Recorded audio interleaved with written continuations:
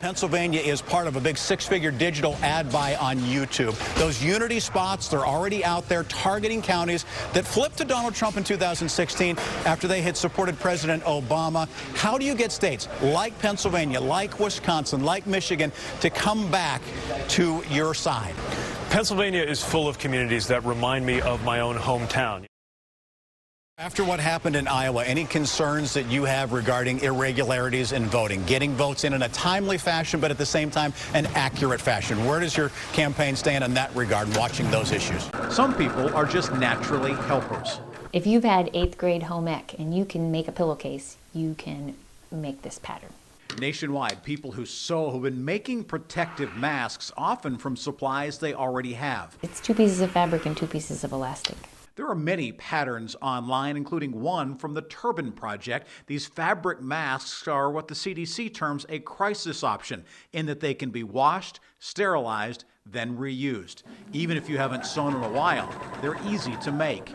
Cotton and flannel and elastic and thread and basic sewing supplies. Now I have 3 pieces of cotton, and I'm going to cut 3 identical pieces of flannel.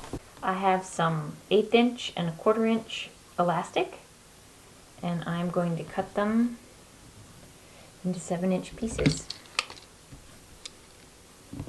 So now I'm going to take a piece of flannel and a piece of cotton, put the right sides together, and then I'm going to put the elastic between the right sides and pin it in place. This is what goes around your ear.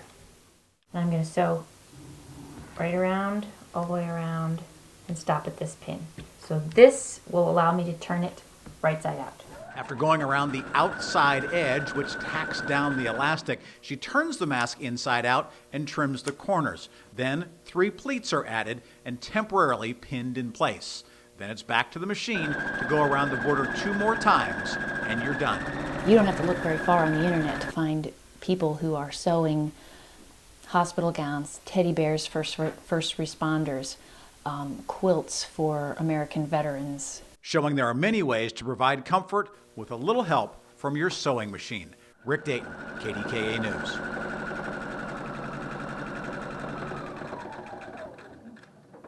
Ohio State University has announced there will be no more in-person classes or seminars for the rest of March. Now at least one school district in the Pittsburgh area says it's ready to do the same. Rick Dayton reports. More than 4,000 students are enrolled in the Fox Chapel School District. I am very proud of our staff and the extra effort that they've put in a short amount of time in order to try and make sure that we are as prepared as we can be. They already do the basics. Hard surfaces are disinfected every day. Bottles of hand sanitizer and cleaning wipes are everywhere. However, they've also hammered out a plan for what to do if there were no kids at school. Is it going to be perfect? No, we understand that.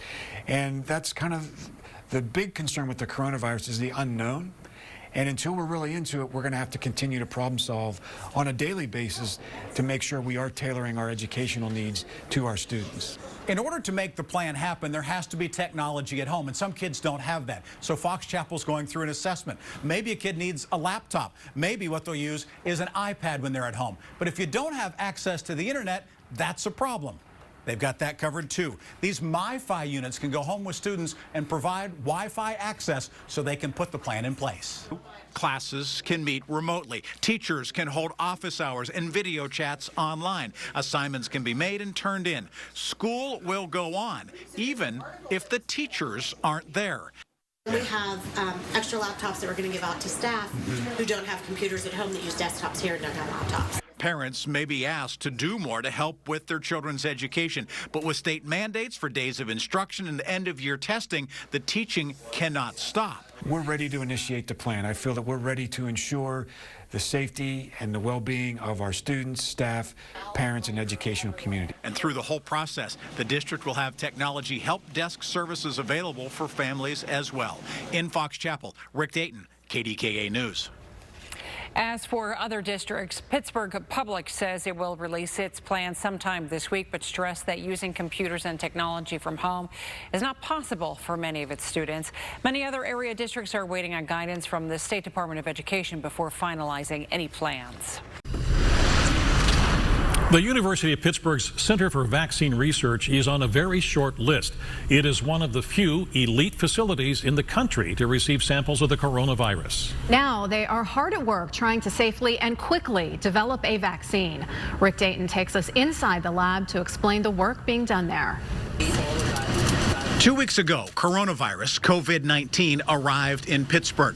2 tiny vials, the size of these, contain roughly 50 million viruses. Now researchers at the Centers for Vaccine Research are growing it. Well, it's significant in the sense that that's the start of the process by which we are able to determine how to stop growing it. Dr. Paul Dupre is the center's director. We're a local community, and our responsibility is to explain to individuals that we will work with this virus safely. We have all of the facilities, as you've seen today. This facility at the University of Pittsburgh is authorized to handle biological safety levels 1, 2, and 3. The higher the number, the more dangerous the disease, and the more precautions that must be taken.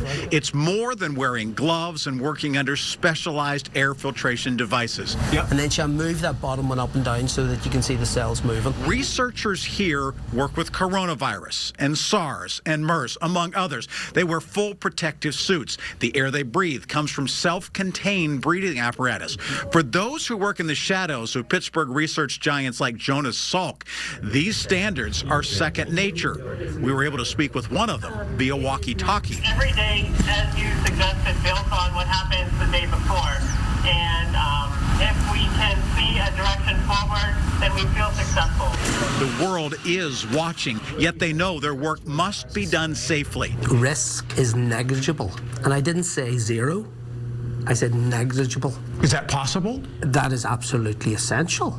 As the number of coronavirus cases grows, Dupre says they must remain vigilant in doing good science. Fast is not always good, and we can never compromise safety on the back of wanting to get things done fast because we've promised people something which is not realistic. And the reality is, they may be facing a long road. There are only 2 viruses that have been eradicated, both of which took many, many years.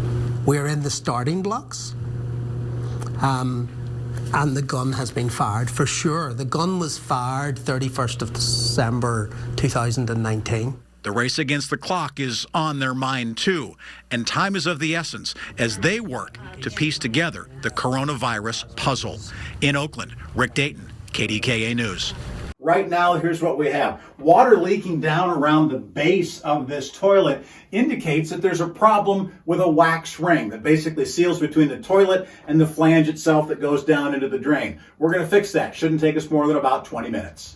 Start by turning off the water and disconnecting the supply line from the tank. It's a good idea to get as much water out of the bowl to minimize spillage.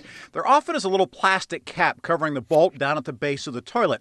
Remove the cap and loosen the nut with a wrench. It is just loose enough that it'll just lift right up and come out of there, and then we can just set that aside until we put the new one in place. This toilet was never tightened down enough, so the wax ring never sealed properly. Use a putty knife. Remove the old wax ring and throw it away. Take a minute to clean the floor from any water, rust, or corrosion that might have come from the flange. This is called the green gasket, and basically it's a SaniSeal device. Rather than being wax, what this one is it literally looks like it's made of plastic and rubber, and it gives you the ability to put it in place. It's flexible and moves, but it also is sanitary. So when you put it in place, it stays there. Place the new ring on the flange, carefully guiding the bolts through the holes. At this point, the only thing we have to do is put the toilet back in place, tighten down the bolts, and we should be good to go.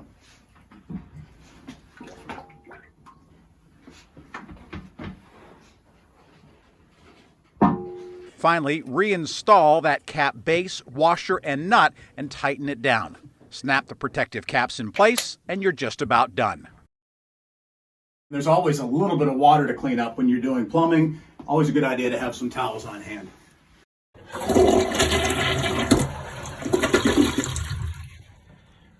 have to test things out to make sure they work. And you know what? It's a good feeling. And I think that right now for a lot of people, that feeling of fixing it yourself, knowing that maybe somebody else can't get there, we all could use that self-satisfaction these days in the middle of coronavirus. Reporting for KDKA, Rick Dayton, KDKA News.